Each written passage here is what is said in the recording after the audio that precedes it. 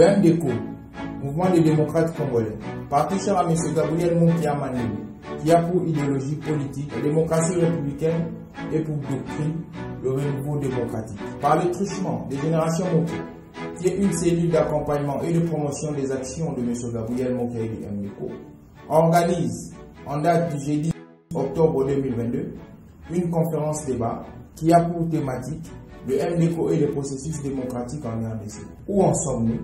Approche futurologique. Bonjour et bienvenue à tous. Merci. Alors nous allons débuter notre programme d'aujourd'hui, et j'aimerais d'abord vous faire le déroulé et après nous allons évoluer. Alors nous allons d'abord dérouler ou commencer la cérémonie avec l'hymne national, et juste après nous allons présenter les intervenants de cet après-midi, et après nous aurons le mot de circonstance par le modérateur. Et après, nous aurons juste une brève bibliographie du président Mokia par Joe Mayele, des générations Mokia par le coordonnateur Gilbert Eka. Et après, nous aurons l'exposé de la thématique avec les différents invités que nous allons vous présenter juste à la fin. Nous aurons la synthèse faite par les intervenants, n'est-ce pas, les interventions de tous les intervenants par Joe Mayele, et à la fin nous aurons une série de questions-réponses. Après nous allons clôturer la cérémonie par une séance de photos. Alors nous allons débuter notre conférence avec l'hymne national. Je vais demander si la technique est déjà prête. Alors ils vont nous envoyer entonner l'hymne national.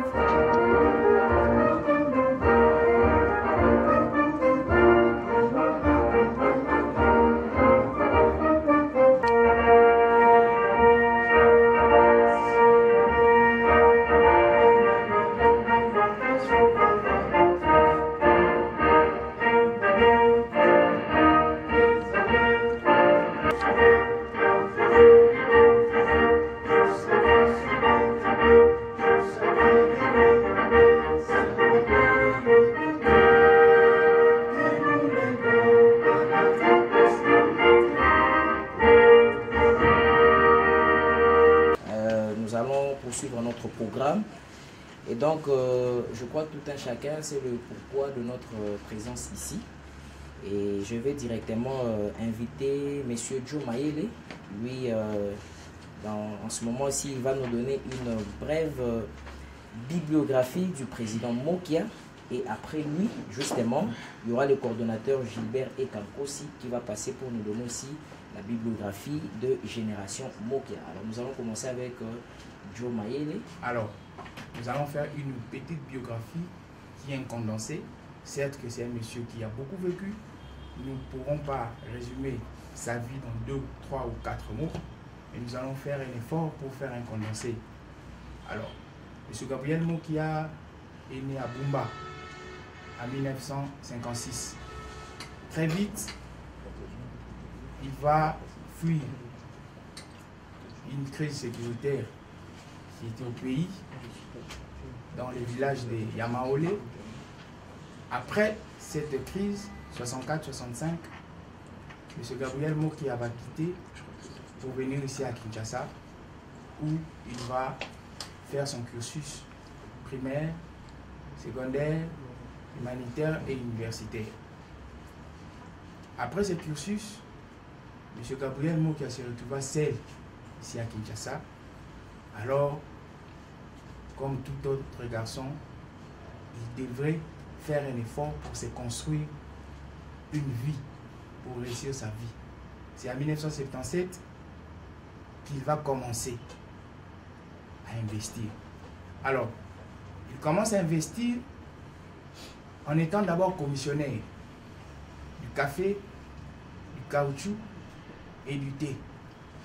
C'est ainsi qu'il commence. Alors, avec ses coûts très vite et ses qualités managériales et de gestion, très vite il va faire des exploits, il va avancer, il va créer des entreprises, il va même naviguer dans la presse écrite. Nous avançons rapidement dans les années. Lorsque nous avons eu pillage, 91-92, M. Gabriel Mokia resta stable parce qu'il avait les qualités d'un bon manager et d'un bon gestionnaire. On avance. 1997 arrive, le pouvoir change. C'est le régime de l'AFDEL qui arrive. Lorsque c'est le régime de l'AFDEL qui arrive, on demanda à M. Gabriel Mokia de pouvoir travailler avec le régime de l'AFDEL. Alors, M. Gabriel Mokia, élève idéologique d'Étienne Tshisekedi Wamulumba, refusa de travailler avec le régime de l'AFDEL parce que son maître, en 1999, fit rétrograder Akabe Akamanga.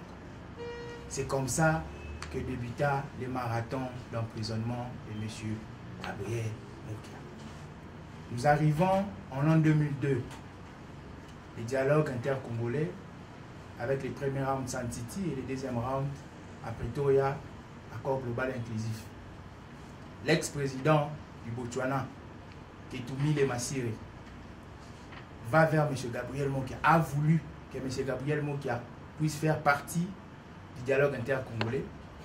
Mais M. Gabriel Mokia, par ses convictions politiques, refusa parce qu'il disait à cette année-là qu'il ne pouvait pas rester là où étaient les rebelles, où il ne pouvait pas partir là où il y avait les rebelles. Alors, cet acte de sabotage pour les régimes qui devaient être en place, les 1+4, était encore un acte d'hostilité qui,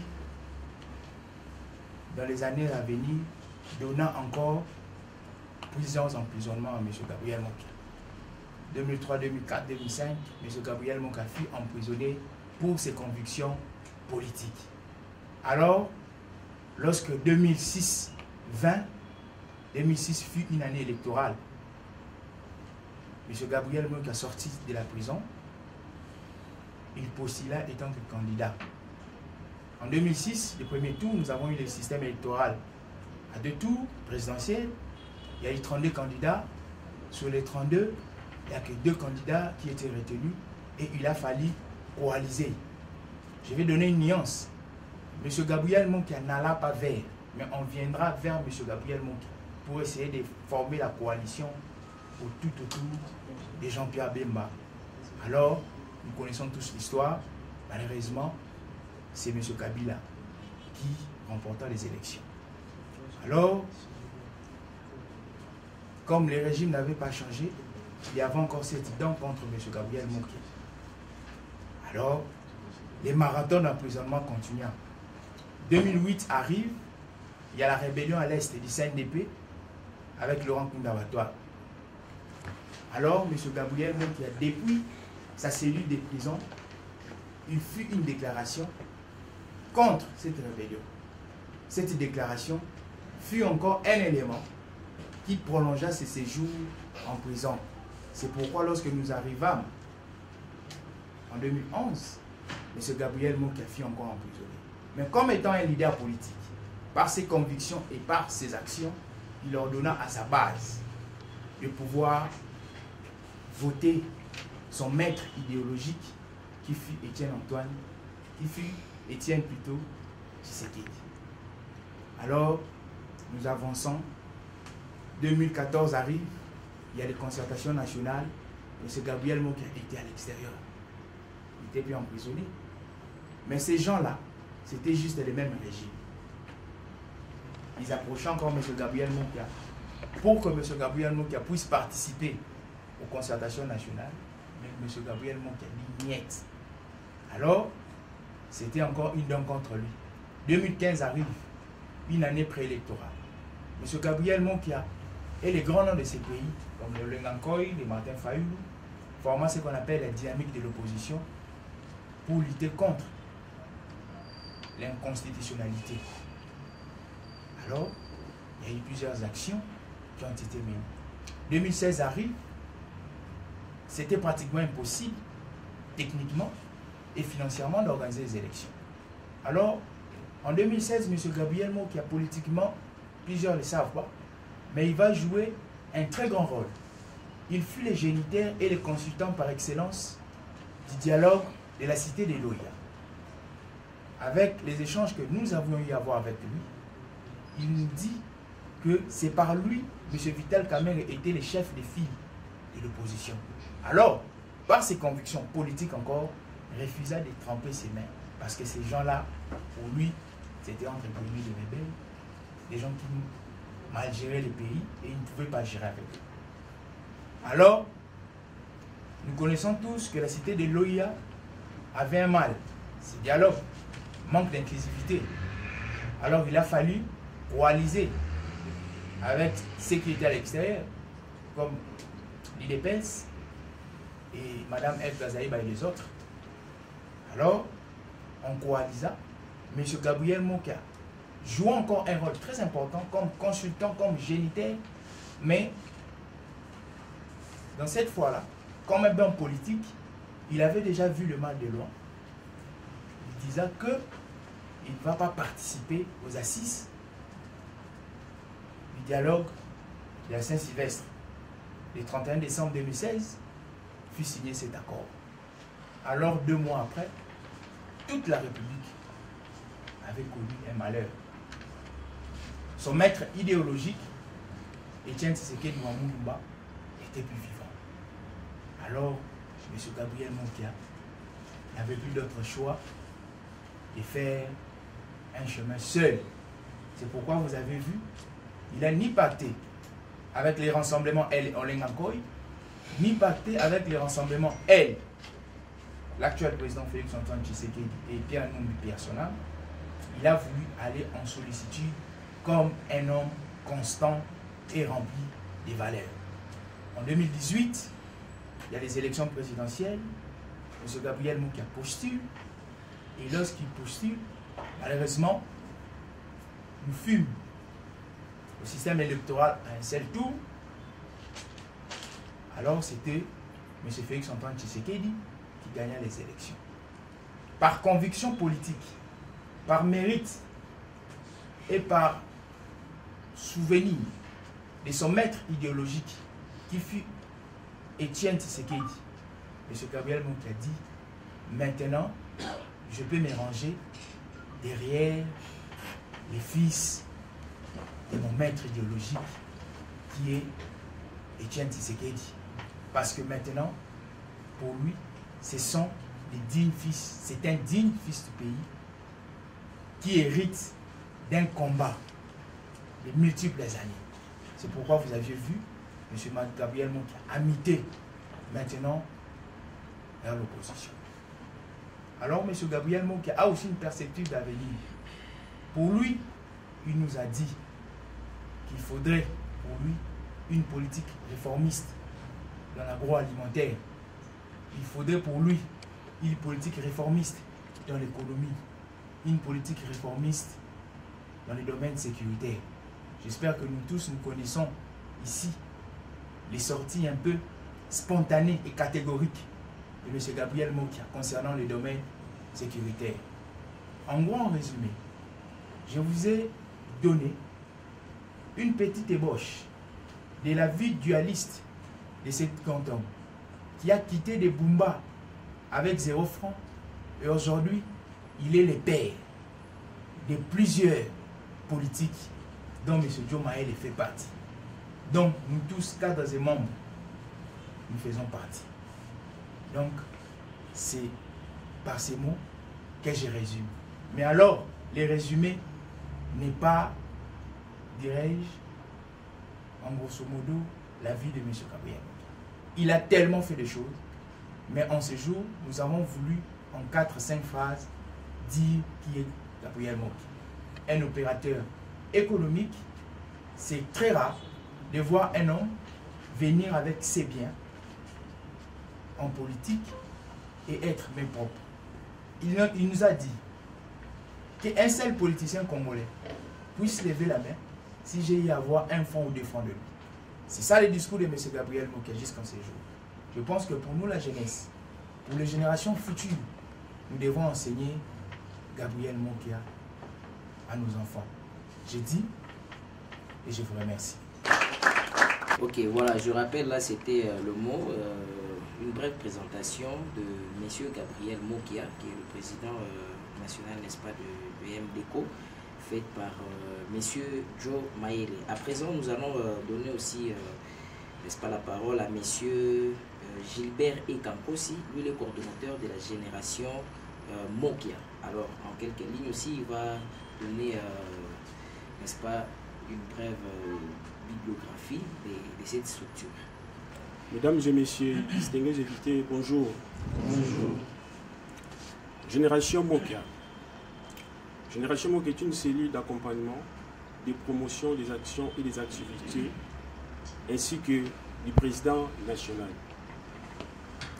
Elle a pour but de redéfinir le mécanisme de vulgarisation pour asseoir le parti dans les concerts des grands. Elle permet aussi de vendre autrement notre leader politique, qui est M. Gabriel Mokia. Cette structure a pour fondement originel les bases légales du parti, dont l'une est statutaire et l'autre est réglementaire. Articles 35 et 3. État une structure faisant partie intégrante du MDECO, Génération Mokia a son autonomie de gestion dépendant du président du parti directement. Comme toute structure sociétale, Génération Mokia aussi a signé une litanie des objectifs majeurs à accomplir, dont voici les résumés. La promotion du parti MDECO par les nouvelles politiques communicationnelles, organisation des objectifs, organisation des journées de réflexion, conférences débats, café politique, la vulgarisation des actions du MDECO, les partages idéologiques, présentation des qualités managériales du président Gabriel Mokia, l'instauration des journées populaires d'animation. J'ai dit et je vous remercie. Alors, maintenant, nous allons rapidement passer aux intervenants. Voilà. Nous allons d'abord vous présenter les intervenants, ceux qui vont intervenir le long de cette conférence. Alors, nous avons ici, dans cette salle, Madame Denise Villa. Elle est cadre du MLC, n'est-ce pas, que nous commençons, parti cher à Monsieur Jean-Pierre Bemba. Elle est vice-présidente nationale de la Ligue des femmes. Elle est présidente de l'ONG Femmes et Bonne Gouvernance. Elle est membre de la dynamique des femmes d'INAFEC en cycle et entrepreneur. Alors, nous allons l'accueillir avec vos acclamations. Merci. Nous avons aussi Monsieur Mike Diana. Il est analyste politique, expert en des questions de développement et questions sociales. Nous avons aussi Monsieur Gilbert Eka. Il est politologue de formation, cadre du MDECO et coordonnateur de la génération Mokia, c'est lui qui venait d'intervenir tout à l'heure. Et enfin, nous avons Monsieur Joe Mayele. Lui est politologue de formation, consultant politique. Il est écrivain, il est expert en questions politiques, il est encadreur scientifique, acteur social. Enfin, il est membre de la cellule de communication du MDECO et de la génération Mokia. Il y a deux intervenants qui sont en route et ils pourront peut-être nous rejoindre le long de cette conférence. Donc, si jamais ils arrivaient, nous allons aussi les présenter. Alors, nous allons prendre la première intervention. Je vais d'abord vous donner les zones dans lesquelles les intervenants vont s'apaisantir. Monsieur Joe Mayele parlera sur la démocratie, donc le concept de démocratie de manière universelle. Monsieur Mike Diana, lui, parlera de la démocratie, évidemment, de 1960 à 1997. Et Monsieur Camille, lui, il va intervenir toujours sur le concept de la démocratie de 1997 en 2002. Et Madame Denise Villa, elle va intervenir sur la démocratie, évidemment, de 2006 en 2011. Et Marie-Lou Bokola, je crois, lui interviendra de 2011 jusqu'à nos jours. Voilà, je vais rappeler le thème de notre conférence, c'est le MDECO et le processus démocratique. Où en sommes-nous et une approche futurologique. Voilà, c'est ça la thématique de notre conférence. Donc le MDECO et le processus démocratique, où en sommes-nous et quelle approche futurologique. Donc qu'est-ce que nous pouvons projeter? Alors nous allons commencer avec l'intervention de, je vais suivre l'ordre, de M. Joe Mayele. Voilà. M. Joe Mayele va nous parler d'abord du concept de la démocratie de manière générale ou de manière universelle. Chers cadres et membres des MDECO, politiques, professionnels des médias, distingués invités, je vous salue encore. Bonjour. Bonjour. Alors, de la même manière, précédemment, nous avons eu à parler brièvement de la vue de notre leader politique, M. Gabriel Moukia. De la même manière, nous parlerons du concept démocratie. Alors, pour parler du concept de démocratie, nous allons embrasser plutôt un chemin scientifique qui va nous pousser à employer plusieurs approches. L'approche historique, l'approche qualitative, l'approche anthropopolitique et l'approche systémique. Alors, en général, qu'est-ce que c'est la démocratie? Pour ne pas nous donner des définitions qui sont très longues et kilométriques, la démocratie est un mode de gestion institutionnelle. Et dans ces modes de gestion institutionnelle, il y a ce qu'on appelle les fondamentaux.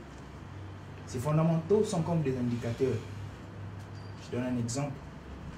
Pour qu'une personne soit vivante, il faudrait qu'il y ait des signes vitaux. C'est de la même manière que la démocratie y est. Parmi les fondamentaux de la démocratie, nous avons les institutions. Nous avons un régime de dialogue. Les dialogues se passent où? Au sein des institutions. Nous avons un régime d'indépendance de la justice. Nous avons un régime de séparation du pouvoir. Pourquoi séparation du pouvoir? Parce qu'on ne veut pas monopoliser le pouvoir entre les mains d'une personne. C'est aussi les régimes où il y a expression librement des différentes individus. La démocratie est un régime dont un concept revient plus régulièrement, c'est le concept peuple. C'est le peuple qui a le monopole décisionnel.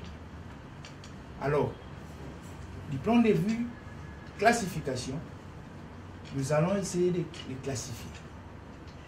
Il y a, en général, des démocraties directes, démocratie indirecte et démocratie semi-directe.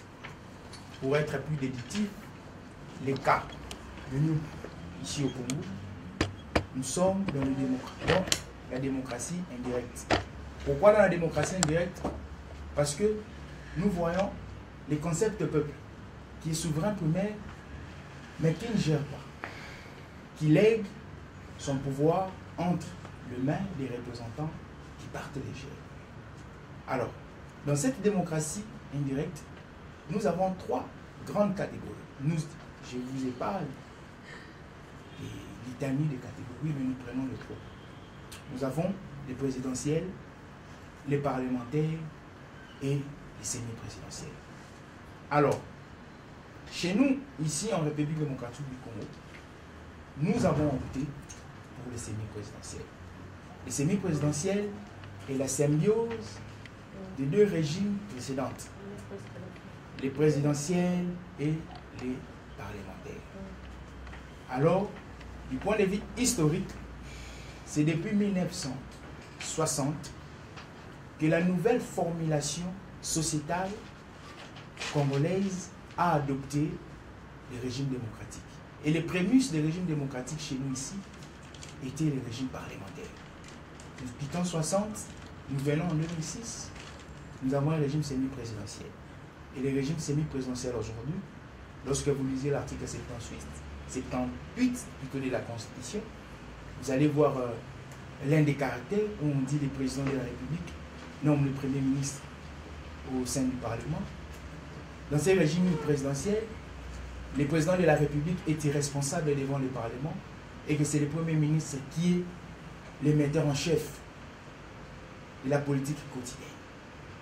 Alors, pour ne pas monopoliser la parole, en grosso modo, il y a tellement de thèses sur le concept de démocratie, il y a tellement de praticiens et de théoriciens de différentes sciences qui ont parlé de la démocratie, mais concernant cette conférence, c'est ainsi, dans quelques mots, que nous résumons le concept de démocratie.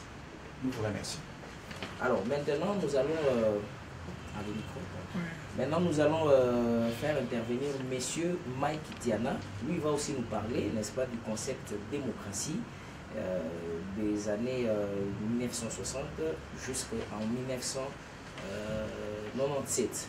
Voilà, vous avez aussi 5 minutes comme d'autres. Je profite pour saluer l'ensemble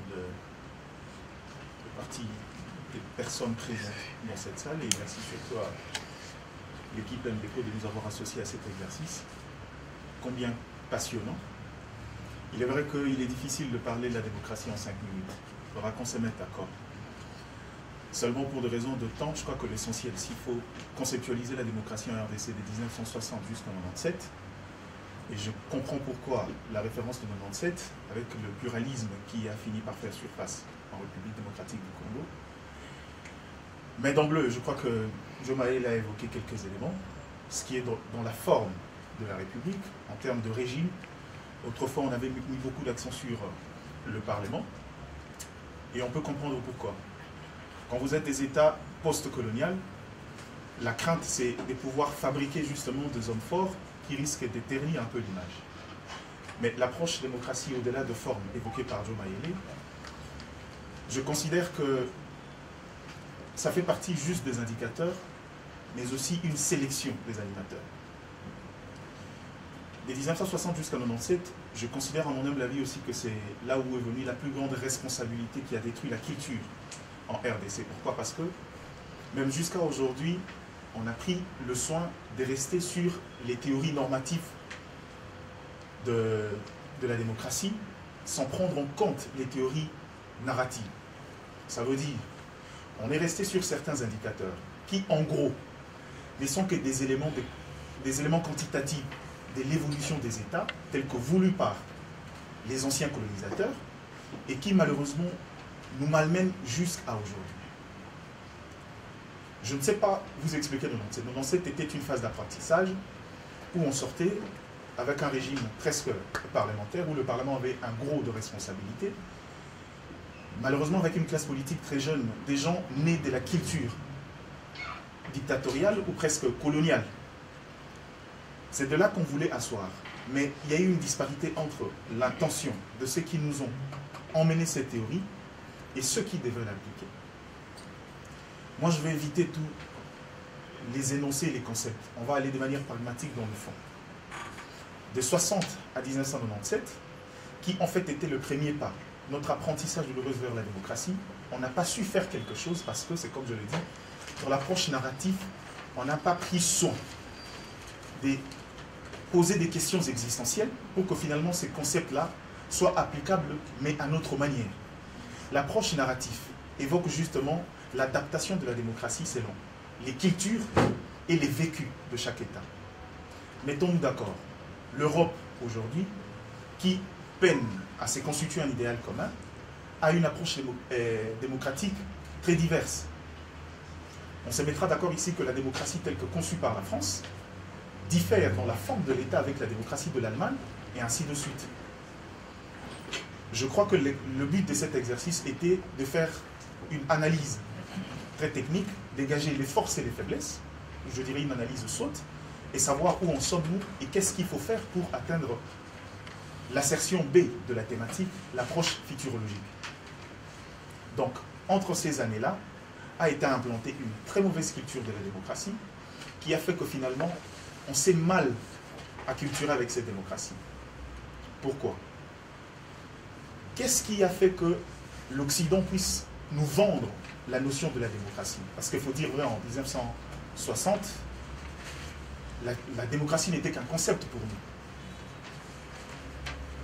Cette démocratie-là a commencé à vivre ses effets vers les années 90. Pourquoi? Parce que c'est là où on nous a appris cette démocratie dans sa forme générique, avec des indicateurs qui se reposent justement sur la notion fondamentale de la liberté individuelle, mais aussi les libertés politiques et civiles.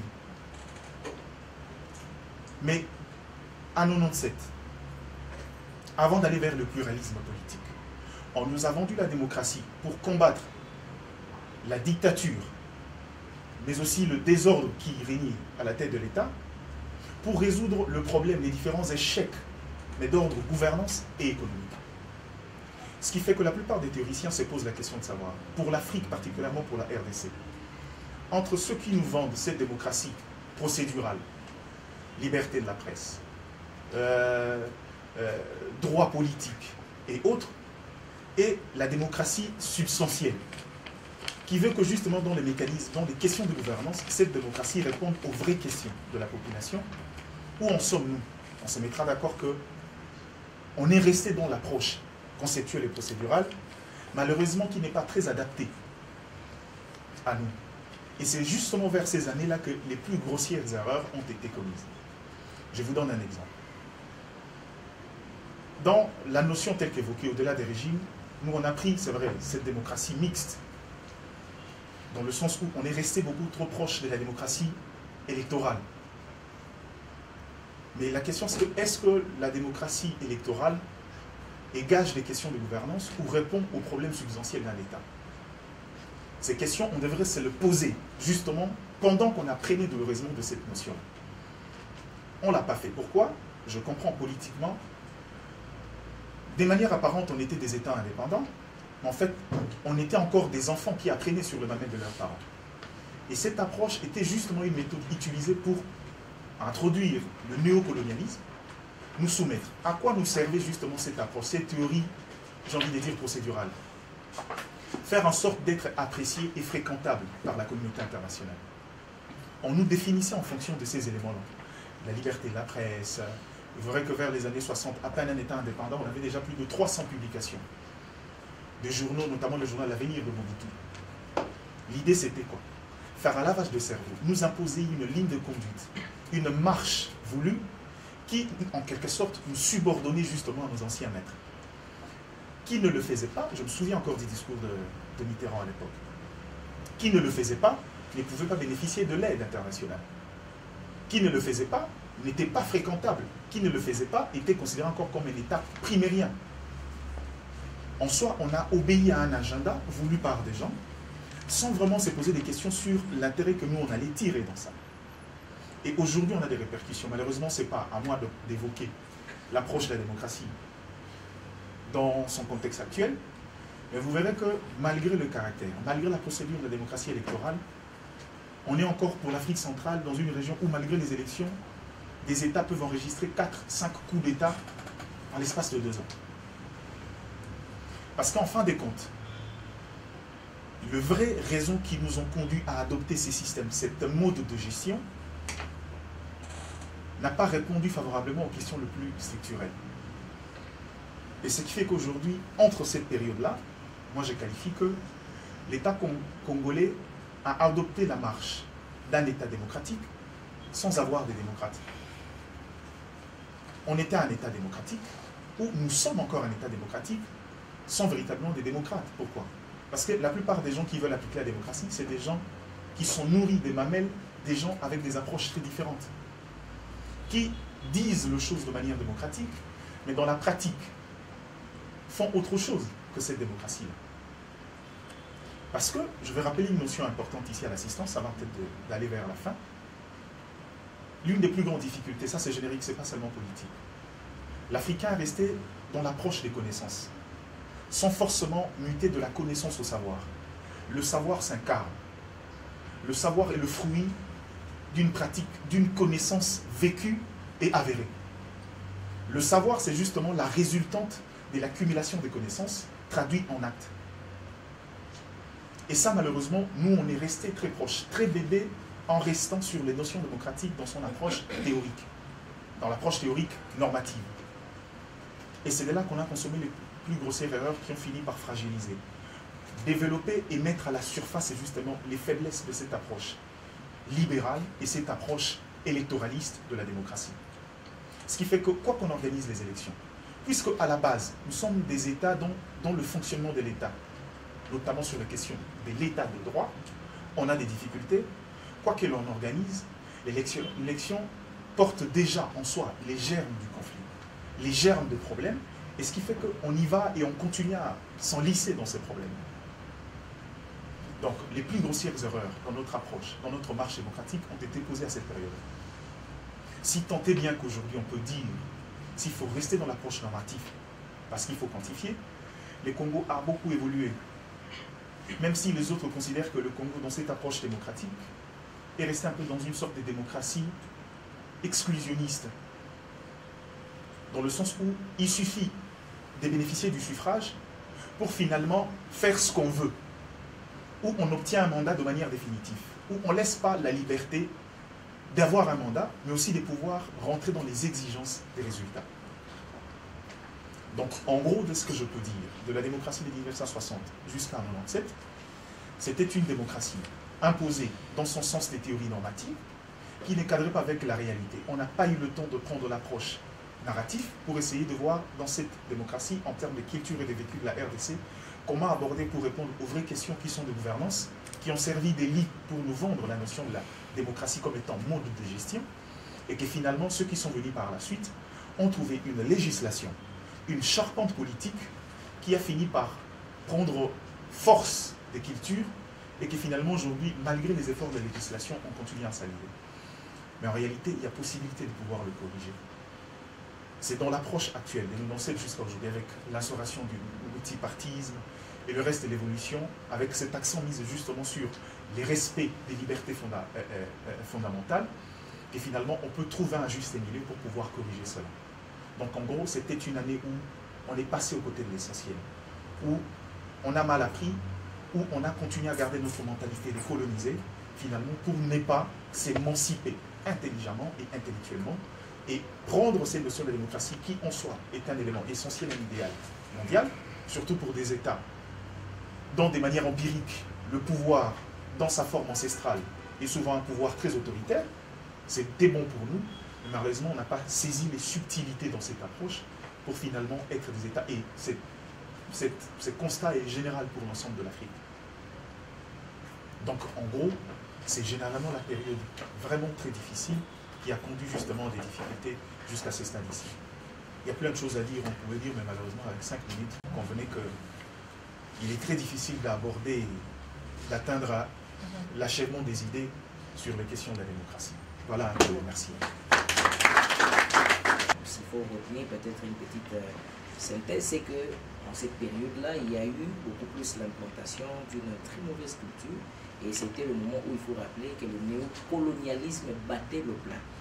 Alors maintenant, je veux rappeler juste après cette séance, ou après cette partie, nous allons recevoir vos questions.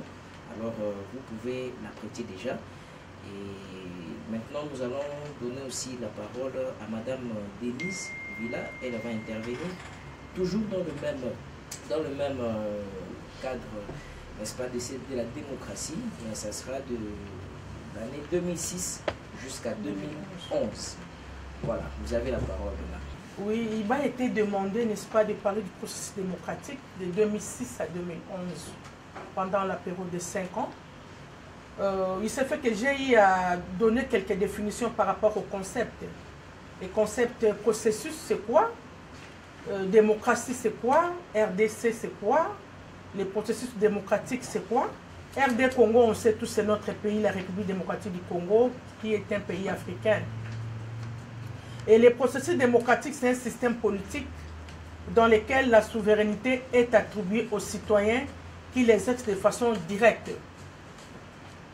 Les processus démocratiques en RD Congo de 2006 à 2011, s'il faut le dire, je crois qu'on est tous Congolais, à moins que vous soyez Banyamulenge.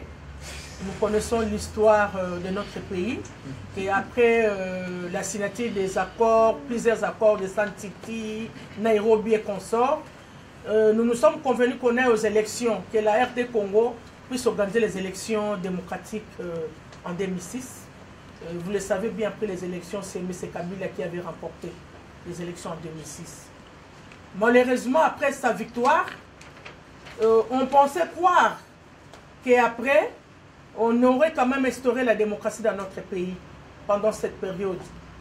Malheureusement, c'était la pire dictature qui avait été instaurée dans notre pays.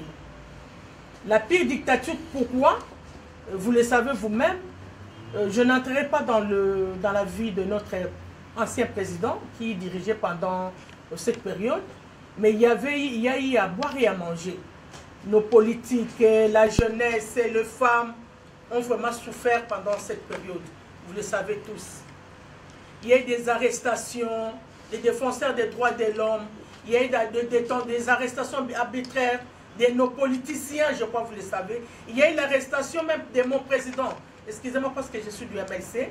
Je crois que vous savez tous, même Bemba a été arrêté par la CPI, où les commanditaires étaient parmi les gens du pouvoir de cette époque, hein, de 2006 à 2011.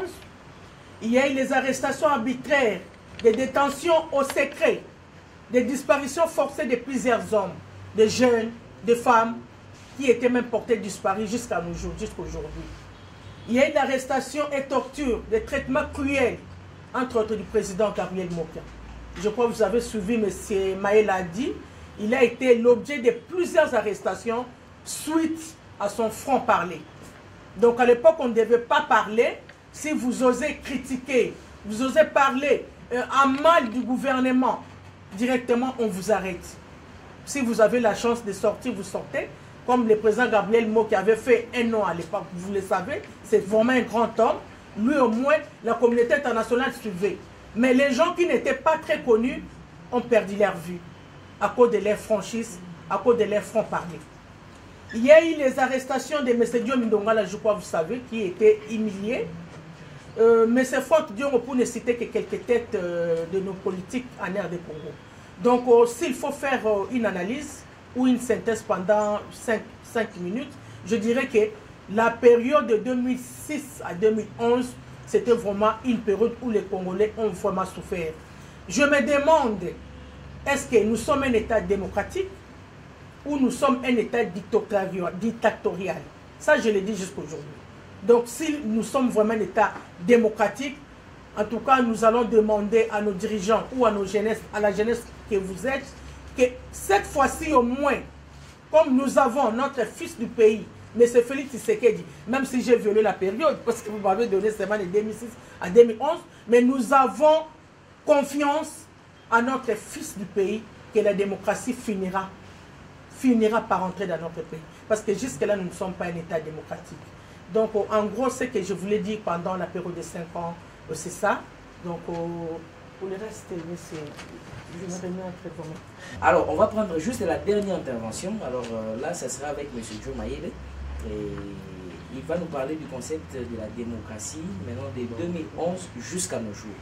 Et enfin, vous allez aussi profiter pour conclure, pour parler de l'approche futurologique.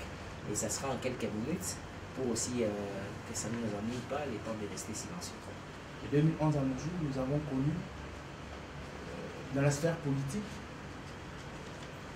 des hommes d'État. De 2011 à nos jours, nous avons connu une transition. De 2011 à nos jours, nous avons connu une maturité. Cette maturité a été due par rapport aux différentes expériences antérieures. Je vais employer une approche médicale. Ici, je prends la démocratie comme un être humain. Alors, pour qu'un être humain puisse vivre, il faudrait que les indicateurs y soient. Ces indicateurs-là, on appelle ça des signes vitaux. Je ne sais pas s'il y a des médecins ici. Or, sans signes vitaux, ça signifie que la personne n'est pas vivante. Alors, précédemment, depuis 2006, le 2 février 2006, il y a eu une constitution qui a été promulguée. La constitution, dans la sphère scientifique, elle est théorique. Mais dans la sphère populiste, elle doit être pratique. Nous sommes restés plutôt dans la sphère théorique. 2011 jusqu'en 2018. Pourquoi dans la sphère théorique? Parce que je rentre en arrière dans mon approche médicale, les signes vitaux démocratiques n'ont pas été démontrés. Quand je parle des signes vitaux ici, je suis en train de voir les indicateurs démocratiques. Vous savez, lorsqu'on parle des indicateurs démocratiques aujourd'hui, si vous lisez l'article 68, vous allez voir, cet article illustre une stratification institutionnelle. Alors, la stratification institutionnelle nous permet de faire recours à une théorie, la théorie de Charles de Montesquieu, qui dit le pouvoir arrête le pouvoir, il doit y avoir séparation du pouvoir. Alors, la séparation du pouvoir ne s'arrête pas dans les théories, mais la séparation du pouvoir doit être pratique. Alors, nous avons eu une sorte de magister dixit, le maître a dit. Alors, dans cette période-là, la séparation du pouvoir n'a pas été effective. Parce que lorsqu'on dit que le président de la République est visionnaire, alors les institutions qui suivent doivent l'accompagner pour matérialiser sa vision. Mais c'était un peu une sorte d'oligarchie. En sciences politiques, moi je vais appeler ça une sorte d'oligarchie. Pourquoi? Parce que nous avions vu une certaine classe politique caporaliser le pouvoir politique et puis les gérer. Nous avons entendu, nous et vous, pour travailler dans les institutions, il fallait la dose ethnique. Cette dose ethnique qui était soignée, je ne vais pas plutôt engendrer un conflit tribalo-ethnique ici, mais à un moment, lorsqu'il faudrait être factuel, il faudrait dire des choses au vrai. Nous l'avions vu ici. Alors notre démocratie a été marginalisée. Les indicateurs, les signes vitaux de la démocratie n'ont pas été barbares. Je suis étudiant, c'est pour la première fois que je vois qu'on puisse tuer des étudiants dans les sites universitaires. Je suis étudiant. Je pense qu'ici, lorsque nous aussi nous fûmes étudiants, il y a certaines personnes qui aussi étaient étudiants avec nous. C'est la première fois. Les sites universitaires, c'est un site qui est inviolable. Il n'y a que les scientifiques qui réfléchissent, qui vont pour réfléchir. Mais pour la première fois, on a tué les étudiants. Ce sont des indicateurs. Alors, ce qui m'a plus stické, c'est la dose liberté d'expression. En 2016, lorsqu'on signe l'accord de la Saint-Sylvestre, si vous lisez les points 3, vous allez voir, on demande qu'on puisse réouvrir les chaînes à tendance de l'opposition. Pourquoi? Parce que ces chaînes-là, antérieurement, ont été fermées parce qu'ils avaient une tendance contraire au pouvoir en place. Alors, dans un régime démocratique, on dirait que les régimes n'admettent pas les critiques. C'est une fausseté, c'est marcher contre les principes démocratiques. Nous avons une dame qui est du MLC, elles ont souffert de ça avec CCTV et Canal qui ont été réouverts par rapport à l'accord de la Saint-Sylvestre. Je vous informe, ceux qui le savent, peut-être, ils ont cette connaissance et qu'ils ne savent pas lire le point 3 de l'accord de la Saint-Sylvestre. Alors, dans cette sphère-là, c'est un mortel. Il a fallu que la démocratie respire.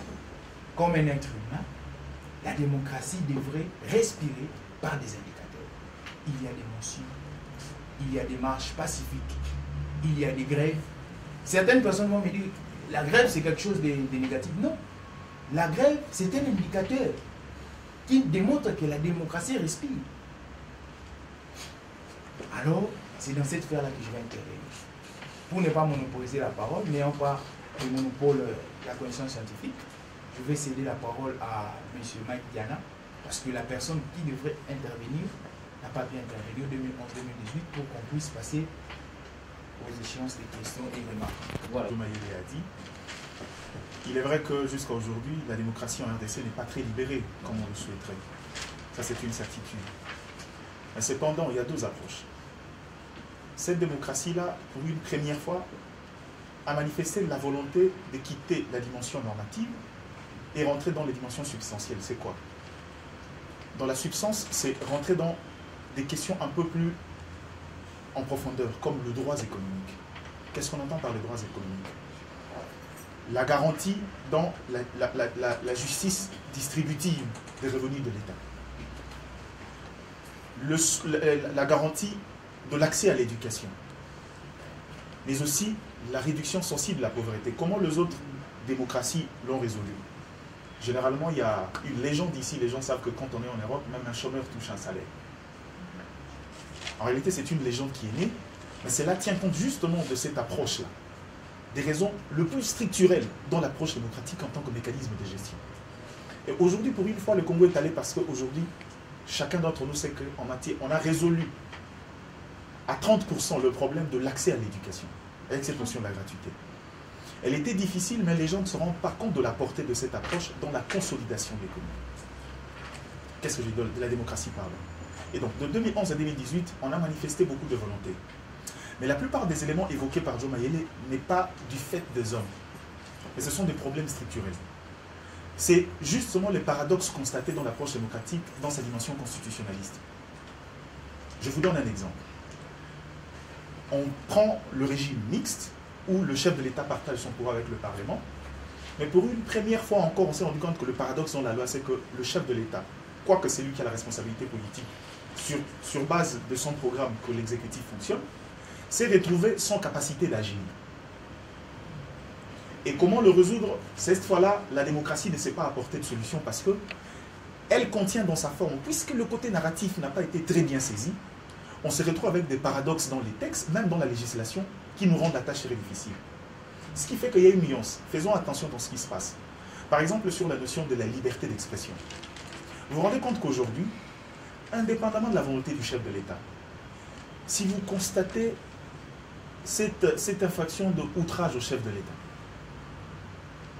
elle est à la fois, elle a une forme pédagogique pour ramener les gens à respecter l'institution, président de la République, mais à la fois, elle limite cette liberté-là.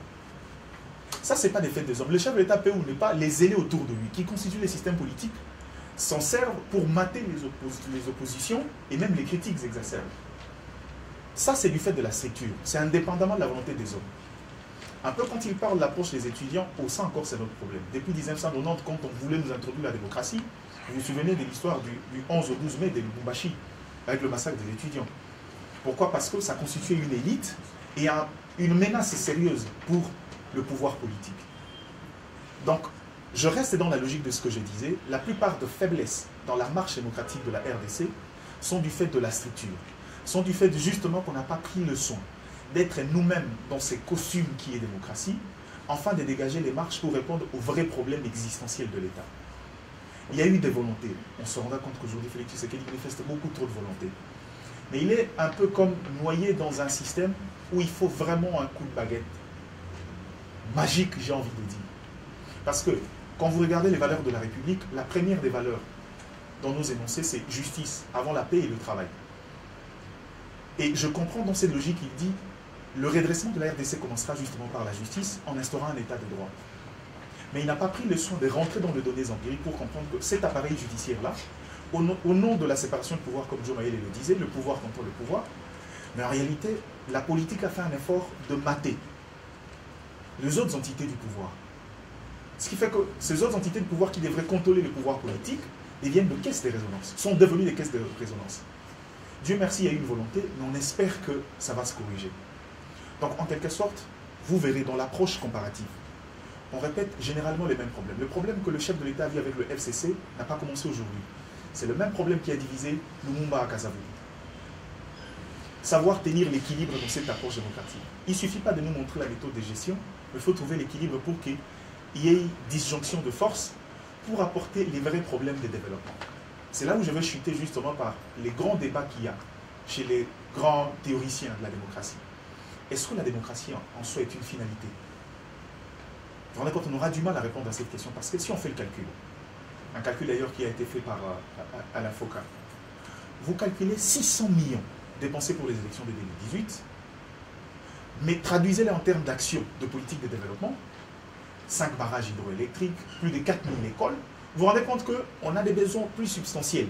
On reste sur la forme normative, mais il y aura toujours de l'opposition entre ces besoins-là, dans la sélection des animateurs, mais aussi la réponse que doivent apporter ces animateurs dans les questions du développement. D'où le besoin, ce que j'estime dans cette approche démocratie, il y a des éléments qui ne collent pas avec notre culture. Et je crois que le chef de l'État doit commencer par là. Il faut une analyse systémique. Dans cette approche démocratique, voire aujourd'hui, il y a des approches qu'on nous a imposées qui nous permettent juste de faire bonne figure devant les institutions de Blood News et autres. Mais si on rentre dans le film, qu'on essaye d'élaguer ces problèmes-là, on répondra à des vrais problèmes des démocraties. Et encore une fois de plus, comment résoudre un problème de démocratie où le 40% qui constitue la population, les personnes les plus âgées, ne comprennent ni la méthode, ni les concepts en soi. Comment faire pour rendre cette démocratie-là, justement, un élément commun, adaptable et compréhensible par tous? C'est à ces niveaux-là. Ce qui fait que dans cette approche-là, le côté électoral, les côtés indicateurs, liberté d'expression, liberté de la presse, droit politique et civil, on se conviendrait ici qu'on a sérieusement évolué. Kinshasa n'est pas comparable juste au Congo en face de nous. Et vous comprenez aussi que c'est là où les autres disent, même l'alternance politique, en fait, c'est Schumpeter qui l'a dit. C'est naïf de croire que cette démocratie-là est le pouvoir du peuple par le peuple pour le peuple. Ce n'est qu'une sélection des animateurs. Et que la transition politique est peut-être une passation entre le pouvoir autoritaire vers autre chose. Ce qui veut dire de l'incertitude. C'est un peu ce que madame voulait me dire quand on a pris les élections passant avec Kabila. On se disait, bon, on consolide quelque chose, on va aller vivre autre chose. Mais on est arrivé là-bas, on a été surpris parce que même cette approche-là donne un mandat définitif aux gens. Parce qu'on vous cède en fait le pouvoir pendant 5 ans, faites ce que vous voulez. C'est là où les gens remettent en question la notion de la démocratie classique et vers la démocratie un peu représentative qui est un peu à la limite où je peux te donner un mandat, quand tu ne réponds pas au résultat, je peux te le répondre. Et à cet exemple, il n'y a pas meilleur que la Suisse, où à l'espace de 4-5 ans, plus de 250 référendums. Vous votez une loi, après 2-5 mois, on se rend compte que cette loi-là ne joue pas en notre faveur, la population signe une pétition, on annule la loi. Ce n'est pas même du fait d'un député, non. Ça, ce n'est qu'une partie, une infime partie. Et je pense, à mon avis, au regard de la démographie de la RDC, on doit évoluer dans cette dimension-là. Pourquoi aussi? Parce que le Congo est une mosaïque. Aujourd'hui, il est difficile d'assurer l'intérêt collectif des communautés. Le Congo a atteint ce que moi j'appelle l'implosion sociale. Ce qui fait qu'on est rentré dans notre état d'autrefois. Vous verrez qu'on a repris des conflits autrefois qui pouvaient exister. On est tous de Kwamut, mais Teke et Yaka commencent à se voir en chien de faïence. Je vais vous choquer, c'est aussi de la faiblesse de notre approche démocratique. On est resté sur un concept, sur un piédestal où on croit qu'on est devenu la France et les États-Unis. Or, les raisons substantielles dans le fond sur quoi nous on devrait porter attention, on n'y prête plus. Et on s'est retrouvé avec une politique très providentielle qui se retrouve à court de solutions. Tu deviens chef d'État, mais tu te retrouves avec un parterre des problèmes, tu te dis par où je vais commencer. Du fait qu'il y a des paradoxes même dans l'approche constitutionnaliste de cette démocratie-là. Et le Congo aujourd'hui a cette volonté-là de sortir, et c'est devenu très difficile. Sinon, rentrons et posons-nous des vraies questions. Mais est-ce qu'on pourra le faire? Dans la mesure où les politiques se servent justement de cette faiblesse-là pour en faire des éléments, rien que pour des questions électorales. Vous voyez comment on est incapable de trouver les justes au milieu. Les gens s'en foutent que tout ce qu'on aura consenti comme moyen maintenant pour aller aux élections, ce n'est pas leur problème. Tant qu'on peut avoir un dialogue et qu'eux peuvent prendre part à la gestion de la République, c'est l'essentiel. Que les pays s'embrasent est à libissoter. 30 secondes. Donc en 30 secondes, je vais chuter par une phrase que quelqu'un a dit un jour. La démocratie ne conquiert les hommes que lorsqu'elle atteint une valeur sûre dans la promotion de masse. Et je crois qu'à cette phrase-là, le Congo, on est encore très loin de vivre la promotion de masse par cette démocratie-là. Seulement, dans sa forme normative, on a évolué. La liberté d'expression évolue, la liberté évolue, mais le Congo en soi, en tant qu'État, peine encore dans le paradoxe qu'il y a au fond de cette démocratie-là. Mais sinon, c'est là où on devrait s'apaisantir et faire de vraies réflexions, au lieu de rester justement dans l'esprit colonialiste, continuer à servir de l'idéocolonialisme qui nous tue jusqu'à aujourd'hui. Merci. Oui, c'est bien, moi c'est M. Gustave Lohanga de la Révolution mentale. Madame, j'ai aimé les tout premiers mots de votre péroraison.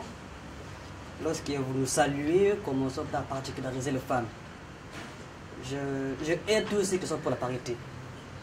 Je suis pour la compétence. C'est ce qu'on appelle en français contradiction. Puisque un parti qui a tenu des armes pour faire une rébellion n'a pas de leçon à donner à un parti démocratique.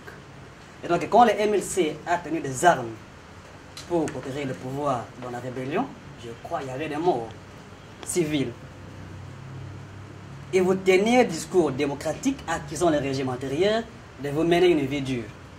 Pourtant, au pouvoir actuellement, vous avez un portefeuille, la justice, que M. Tshilombo a décrié le comportement des juges qui rendent des décisions du hasard. Le mot retenu par notre président de la République. Alors, madame, est-ce qu'aujourd'hui, nous pouvons dire que le MLC a apporté un plus au régime démocratique, ou bien le MLC a imité son comportement de rébellion militaire au gouvernement de M. Tshilombo? Si j'ai parlé de la démocratie en période de 2006 à 2011, nous avons parlé par rapport à la gestion du gouvernement. Comment est-ce que les gens qui avaient le pouvoir ont géré? Le MLC n'a jamais géré. C'est vrai, on était dans le schéma 1+4, mais ce n'est pas le MLC qui était à la tête. Oui, on était des belligérants et le MLC aussi, même n'était pas seul. Il y avait plusieurs belligérants, entre Temboussa Niamoussi, il y avait Olenganko, il y avait plusieurs belligérants. Après la signature, nous parlons de la période de 2006 à 2011. Est-ce qu'il y a une démocratie dans notre pays ou non? Il ne faut pas chercher à tergiverser, monsieur. Donc, non, pose-moi la question par rapport au contexte et à la période. De 2006 à 2011. Moi, je ne suis pas sorti dans la période. Donc, allez par rapport à la période qui m'a été donnée. Merci. D'accord, une deuxième question pour monsieur peut-être. On remet le micro. Oui, madame, je m'appelle Lyon Moulumba. Je suis journaliste à l'État télévision. Je vous ai très bien suivi. Vous avez parlé. C'est journaliste sur le micro. De 2006 à 2011, vous avez qualifié d'ailleurs la gestion. À cette époque, c'était un moment dictatorial. Et pourtant, en 2006, c'est la première fois que la RDC a connu les organisations et l'organisation des élections. Donc ça fait partie vraiment des éléments piliers de la démocratie. Vous avez parlé que c'était un moment dictatorial, bon, je ne sais pas.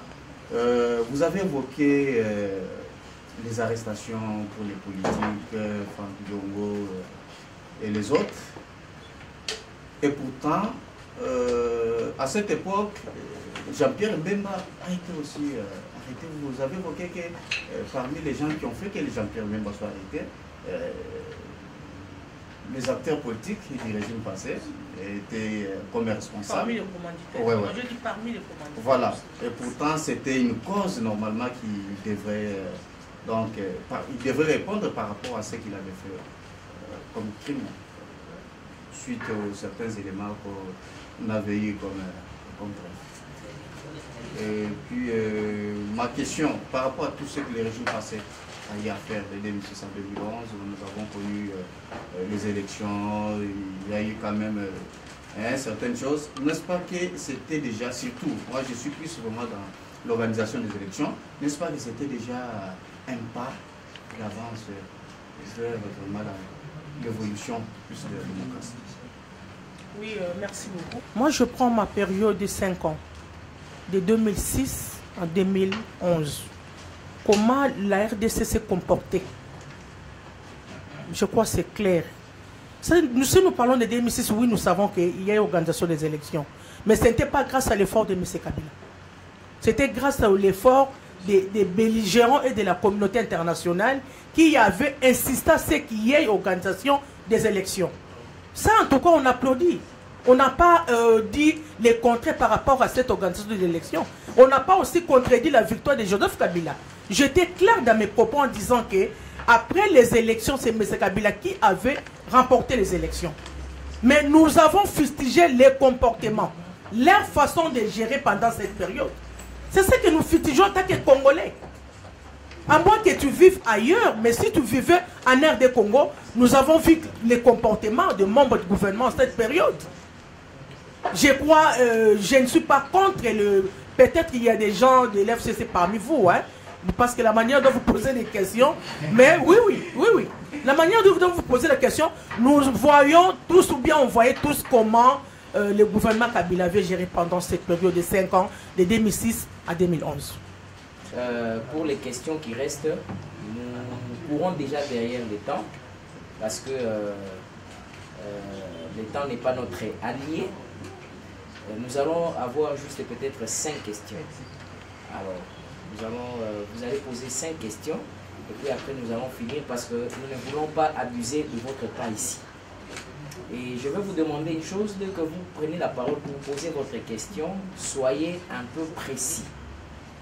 Soyez précis, et sachant que nous sommes dans un cadre politique, je vous conseillerais aussi d'éviter les polémiques, poser des questions qui ont trait, n'est-ce pas, à ce que nous sommes en train de parler sur le processus électoral, rebondissez sur l'intervention des intervenants.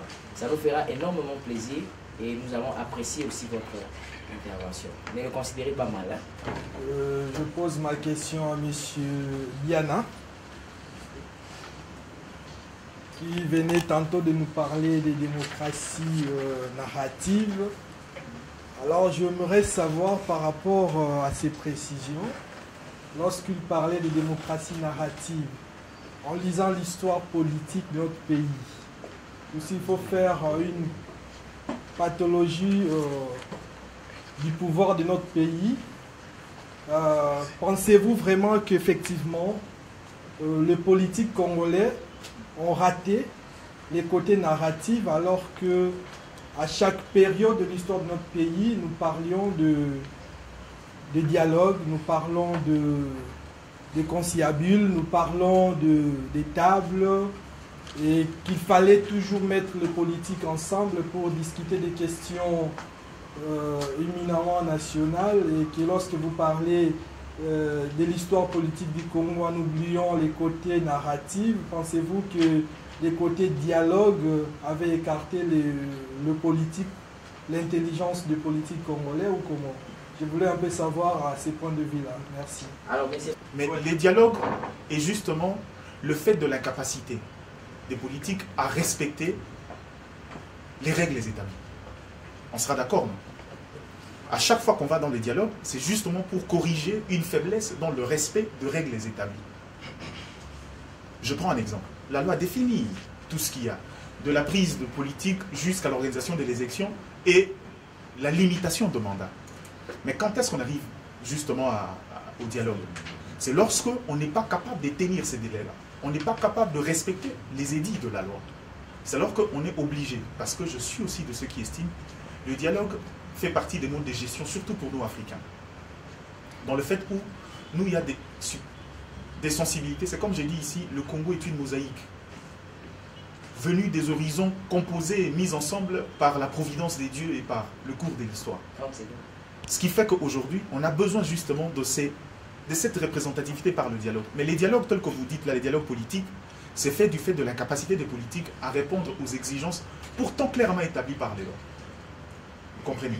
Donc en réalité, dans le sens politique, ce sont des solutions palliatives qui viennent corriger des choses. Pourtant, si on tenait le délai, on n'arrivera pas au dialogue. Très bien. Pour me présenter, je me nomme Hans Lima. Je suis étudiant à l'université de Kinshasa. Donc, je peux être le plus jeune dans cette salle. Et on a parlé de la démocratie. Et j'aimerais me reposer sur Monsieur Mike. Il a parlé de l'intronisation de la démocratie dans notre pays. Et j'aimerais savoir qu'est-ce que la jeunesse d'aujourd'hui que nous sommes, nous pouvons retenir de cette démocratie.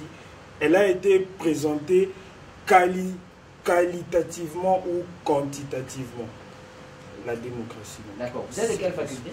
Je fais la faculté de l'économie. Je pense que dans la question de démocratie, si on va là-bas, on va se perdre. On ne peut pas évoquer la quantité dans les notions de la démocratie, on est d'accord. C'est une théorie, c'est un idéal qu'il faut atteindre. C'est-à-dire que tout dépend de comment on prend au sérieux, comment on adapte cette démocratie aux réalités d'un État et quelles sont les mesures prises pour finalement atteindre un objectif. C'est quoi l'objectif dans la démocratie? C'est comme je l'ai dit ici, c'est la promotion de masse. Faire en sorte qu'il y ait épanouissement de tout homme aider tout l'homme. Que chacun retrouve son compte, mais que chaque être humain se retrouve émancipé de par le fait de la gouvernance. C'est ça le besoin. Et sur cette approche-là, dans sa notion qualitative, qui est essentielle, je crois que nous ne sommes pas. Je vous le dis en face, nous ne sommes pas encore. Merci beaucoup. Ok, une troisième. Ma question s'adresse à M. Mike Diana. J'ai bien suivi vos allocutions concernant la démocratie.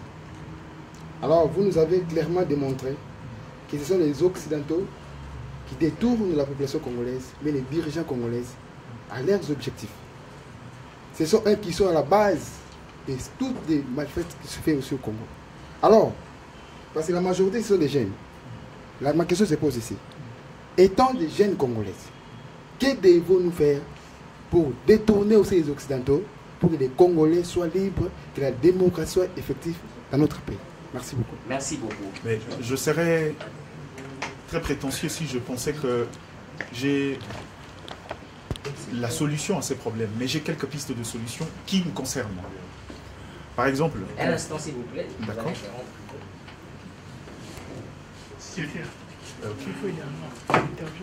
Allez-y. Je disais ceci. Je ne suis pas de l'école de ceux qui pensent que ce qui nous arrive est forcément de la responsabilité des autres. Je crois que eux ont fait les choses allant dans leur sens, un peu comme la religion. C'est quelque chose de bon, mais ils ont utilisé à leur guise. Ils ont utilisé aussi le label démocratie pour asseoir une sorte de néocolonialisme. Ça, c'est une vérité. C'était à nous, en tant qu'hommes, en tant qu'élite, en tant que Congolais, de pouvoir comprendre d'abord ce qu'on veut, nous.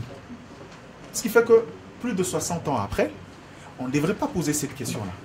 La question, c'est vrai, on a adopté la démocratie telle que définie, avec son cadre et ses exigences. Qu'est-ce que ça nous a apporté dans le fond? Avons-nous atteint nos objectifs? On se rendra compte que la réponse est non. Maintenant, qu'est-ce qu'il faudra faire? Je ne suis pas de l'école de complotistes et des gens qui... la communauté internationale, mais la vérité, c'est que le regard du Congo vers le monde est différent. Le Congolais cessera d'être victime le jour où il comprendra que, quand on parle du continent africain, le sort du Congolais est bien différent. J'ai parlé ici d'un exemple de l'échec de la démocratie, surtout de l'imposition française dans ces colonies africaines, parce que malgré la démocratie électorale, malgré la sélection comme il se doit, on continue à avoir des coups d'État, un peu comme au Tchad avec Idriss Déby, à peine élu avec un suffrage de plus de 85%, et puis il est destitué. Ça veut dire qu'il se pose des vraies, réelles questions de gouvernance dans le fond. Je répète encore cette phrase, je veux qu'on la retienne. La démocratie ne va conquérir les hommes que dès lors qu'elle atteint une valeur sûre dans la promotion de masse. Dès lors qu'on se rendra compte qu'il y a vraiment une véritable émancipation de l'homme. Dès qu'on se rendra compte que le Congolais là va se décomplexer vis-à-vis des autres. Parce que ces Congolais là est un peu, permettez-moi l'image, est un peu comme ces grands Barça aujourd'hui, un passé glorieux. Les Barça encore a eu ces moments glorieux, bon, un peu comme le Congo, on avait presque les mêmes indicateurs économiques que le Japon dans le temps, mais aujourd'hui, peine à retrouver sa place. La question, c'est qu'il faudra dire quoi? Est-ce que c'est du fait de la conjoncture parce qu'on a été frappé, ou c'est aussi du fait de la capacité de Congolais à trouver des solutions? L'appareil politique est devenu très lourd. Aujourd'hui, on est resté sur les questions superficielles au lieu de rentrer dans les questions substantielles. Le Congo est devenu à l'image de sa population. C'est-à-dire qu'on va produire juste pour assurer les besoins nécessaires. On mange, on s'habille, on dort, demain on ira encore chercher. Le Congo a arrêté de réfléchir sur les politiques de perspective. Et cette politique-là passe par la promotion des intelligences. Combien de politologues formés de leur État sont ceux qui participent à la réflexion dans le sens de la marche de la République? Zéro. Ceux qui y entrent là-bas, c'est des gens domestiqués. On y vient pour des raisons de proximité politique. On le met là-bas pour répondre. Dès qu'il est dans la gestion, il répond à l'ordre intimé venu, soit de sa famille politique, soit de celui qui a fait qu'il accède au pouvoir. Donc en gros, on domestique les intelligences, on se tue nous-mêmes. Ça, c'est un problème, c'est une introspection à nous, pas aux autres. Ok, merci beaucoup. Pour la parole. Moi, c'est M. Kemba. Je m'adresse à M. Diomaye. Monsieur, quels seraient les types de démocratie qui conviendraient à notre pays en tenant compte de la mentalité des Congolais et en donnant les perspectives d'avenir par rapport au type de démocratie que vous avez proposé? Et la dernière question, c'est de savoir, est-ce qu'on ne peut pas s'en passer de la démocratie? Il faut toujours adopter ce régime. Il n'y a pas d'autre régime que vous pouvez proposer. Merci. Merci beaucoup. Alors, je vais donner une petite nuance. Vous savez, aujourd'hui, nous sommes dans une société qui est moderne. Cette société moderne est incarnée par l'État. Alors, nous sommes africains. Nous avons des tics sociologiques des sociétés traditionnelles qui sont des contres avec le pouvoir actuel. Le pouvoir actuel, c'est qu'on nous a transporté la démocratie pour venir jusqu'ici. Il y a une sorte d'incompatibilité, déjà. Alors, avec cette société moderne qui est l'État, on est censé faire avec. Alors, vous me posez la question de savoir quel type de démocratie nous va. Moi, je pense que, à nos jours, actuellement, le régime semi-présidentiel est mieux. Pour un pays comme le Congo qui a une diversité ethnique, une diversité intellectuelle, qui est un pays grand comme un continent. Mais le problème, c'est qu'il faudrait commencer à réadapter cette démocratie semi-présidentielle aux réalités congolaises. Je donne un exemple. Vous voyez, quand vous allez en France, on dit, parmi les principes majeurs de la démocratie semi-présidentielle, que le gouvernement peut entrer en marche sans pourtant prêter serment devant le Parlement. Ça, c'est une réadaptation constitutionnelle et une réadaptation démocratique par rapport au contexte français. Alors, nous aussi, nous devons réfléchir de quelle manière devons-nous réadapter. Parce que déjà, sociologiquement, il y a des tics là qui nous font que la démocratie a une incompatibilité. Aujourd'hui, les grands sociologues, les grands anthropologues réfléchissent plutôt entre ces mondes-là. Il y a un combat, il y a une rupture entre la modernité, ces vents qui nous viennent de l'extérieur, et le traditionnalisme que nous sommes. Alors, il faudrait essayer de les marier parce que nous sommes obligés, nous naviguons dans cette structure étatique aujourd'hui que nous appelons État, qui nous est imposée. C'est de cette manière-là que je pourrais répondre. Donc, il faudrait commencer à réadapter au contexte congolais, les systèmes semi-présidentiels. Merci. Ma question est adressée à M. Mike. Monsieur Mike, vous avez parlé sur la démocratie, vous avez dit c'est l'épanouissement de tout homme. Par là, vous avez évoqué l'aspect éducatif. Alors, ma question est celle-ci. Comment vous avez mesuré, soit prélevé un tel pourcentage au moment où les écoles catholiques et protestantes ne veulent pas adhérer à la vision du chef de l'État concernant la gratuité de l'enseignement. Au moment où aussi les élèves, soit nos petits, payent les frais dans des écoles pareilles. Parce que ces écoles-là sont considérées comme des écoles publiques. Alors, prenez le micro. Dans la mesure où, commençons par définir c'est quoi la gratuité. La gratuité, c'est justement l'accès à l'éducation primaire, telle que voulue par la Constitution, et non avec l'élargissement fait par l'accord cadre, la loi cadre, dans les établissements publics. On se mettra d'accord, il y a des difficultés, certes. Mais sur les établissements où il y a des difficultés, quand vous citez par exemple les écoles catholiques, je vous dirais que ce n'est pas toutes les écoles catholiques. Il y en a des écoles qui obtempèrent et avec qui l'État marche convenablement. Il y a des cas isolés. Et les cas isolés sur le chiffre, quand j'ai parlé de 30%, la majeure partie, vous voyez dans le 30%, les 25% des difficultés résident dans la partie intérieure, pas à Kinshasa. Si vous voulez, après, je vais envoyer le tableau à Joe Mayele, il va vous le distribuer. On n'est pas encore dans les effets induits de la gratuité, mais dans l'application de la gratuité en tant que mécanisme d'accès à l'éducation gratuitement dans les établissements publics. Maintenant, cette gratuité-là a amené un lot important d'effets induits. Par exemple, le surpeuplement de salles de classe, qui a fini par mettre à nu les difficultés infrastructurelles en termes des écoles. Et je salue, dans le sens où le gouvernement semble être très attentif avec le projet de construction de 200 écoles, plus les 300 autres qui doivent construire dans leur projet de 45 territoires. Je ne sais pas entrer dans les détails de ces projets. Donc, en gros, dans l'application qu'est de la gratuité, aujourd'hui, moi, je fais partie des gens qui estimaient que l'État n'avait pas les capitales suffisants pour pouvoir le faire, mais ils ont quand même réussi à les défier, nous tous. On se disait, 1 année, 2 ans, on va retourner dans l'ancien système, mais ça continue à persister.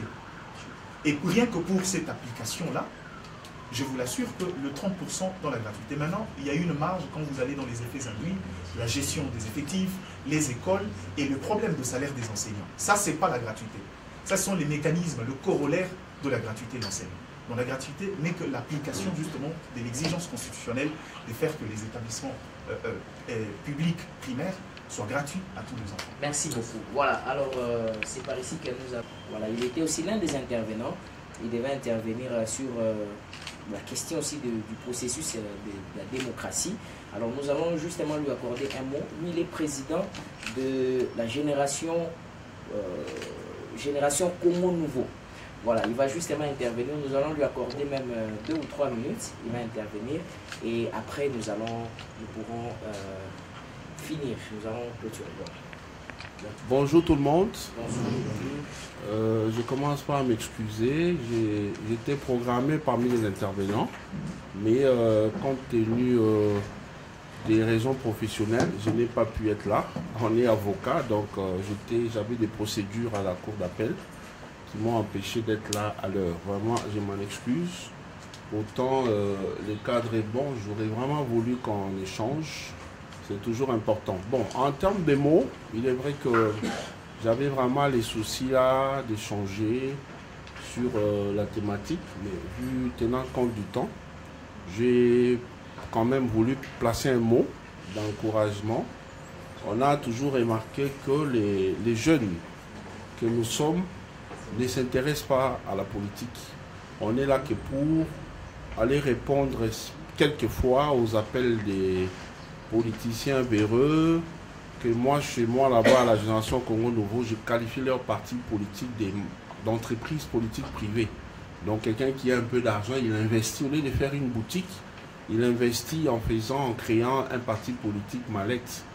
Mallette, c'est encore bien, parce que mallette, c'est peut-être quelqu'un qui a de bonnes intentions, mais il n'a pas de moyens pour faire quelque chose de grand. Mais ça, c'est vraiment des entreprises politiques privées parce qu'ils ont des moyens, mais ils ne veulent pas travailler pour le bien des Congolais.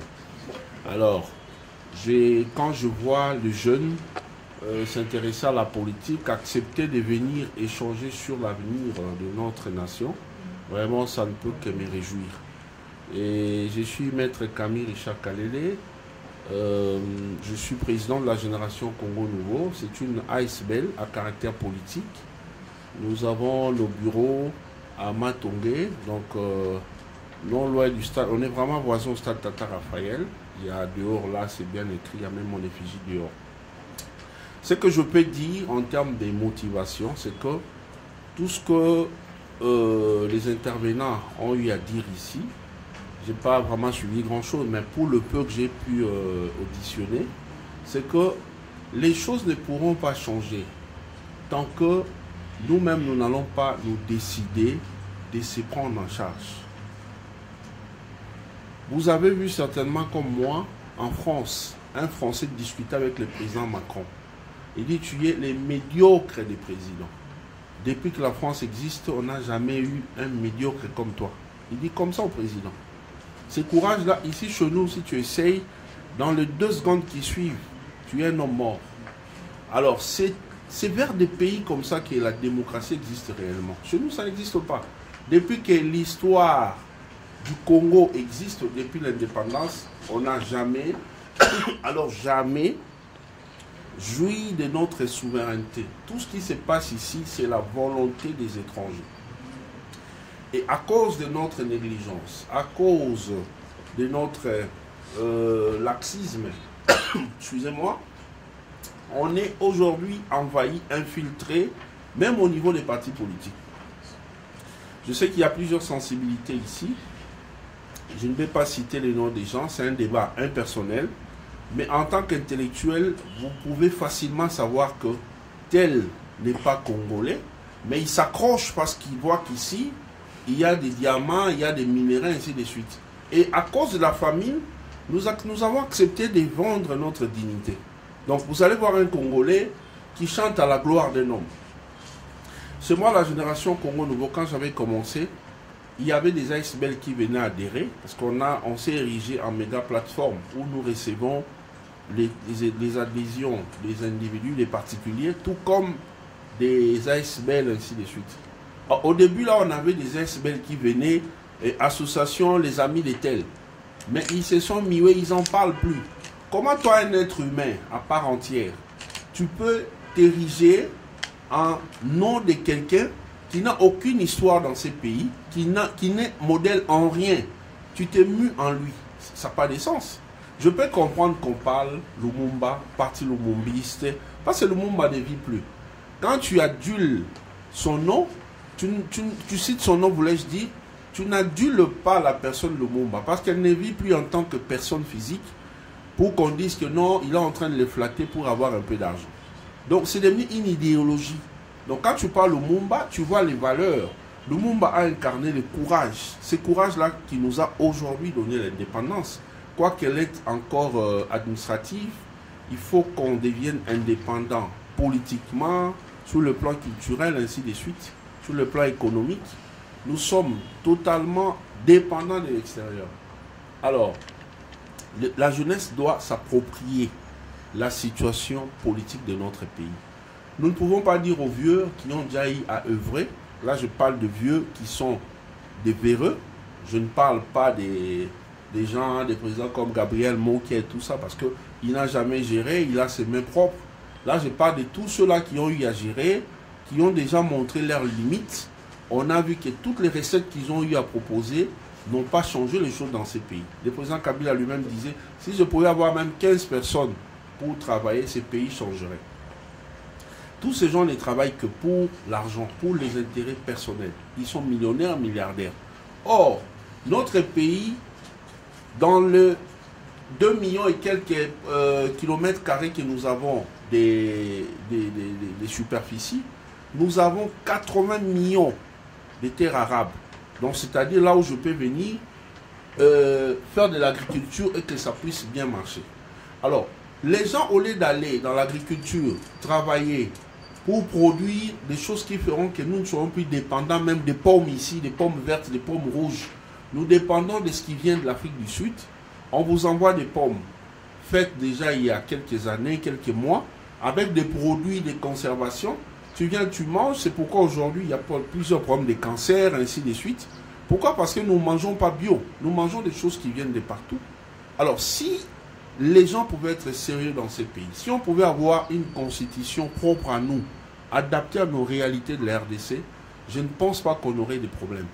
Pourquoi? Parce que pour ce qui est de nous, par exemple, moi j'ai dit, le pays est grand, c'est mieux de mettre des conditions. Tu veux avoir un parti politique, d'abord montre-nous les maisons que tu as dans les 26 provinces. Pas des maisons de location, des maisons à louer, parce que pour faire la politique, il faut avoir des moyens. Sinon, tu viens pour la supercherie, tu viens escroquer l'État, tu viens escroquer la population. Montre-nous 300 hectares, 500 hectares de terres arables que tu as prévues pour cultiver les champs.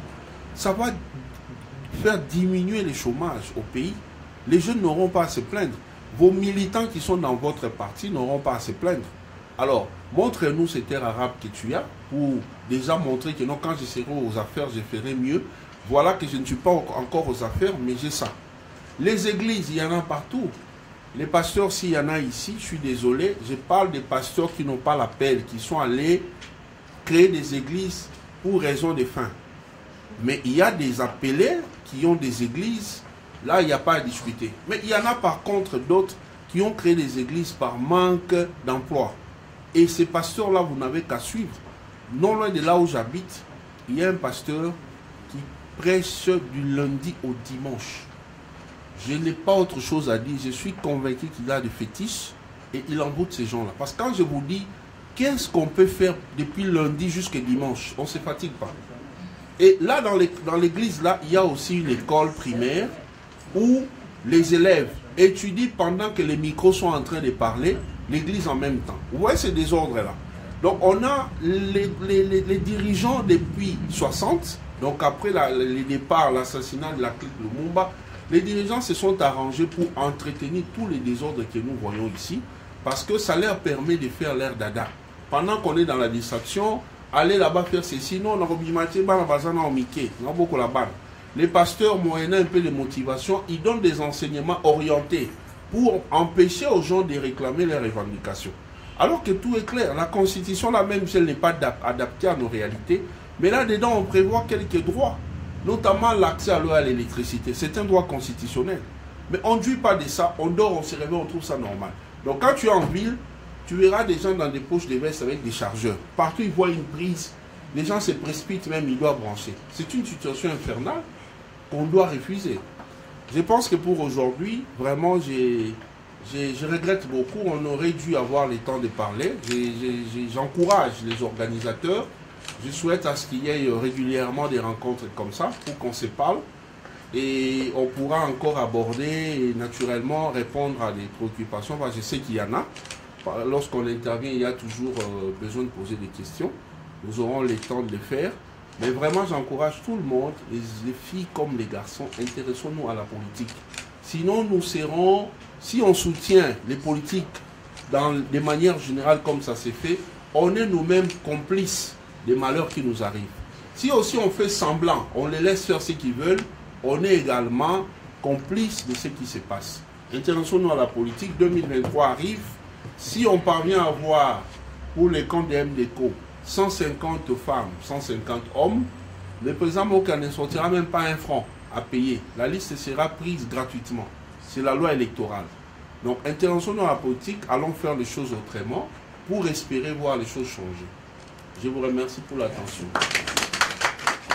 Alors, mesdames et messieurs, je vous rappelle que nous sommes arrivés à la fin de cette conférence et de ce cercle de réflexion.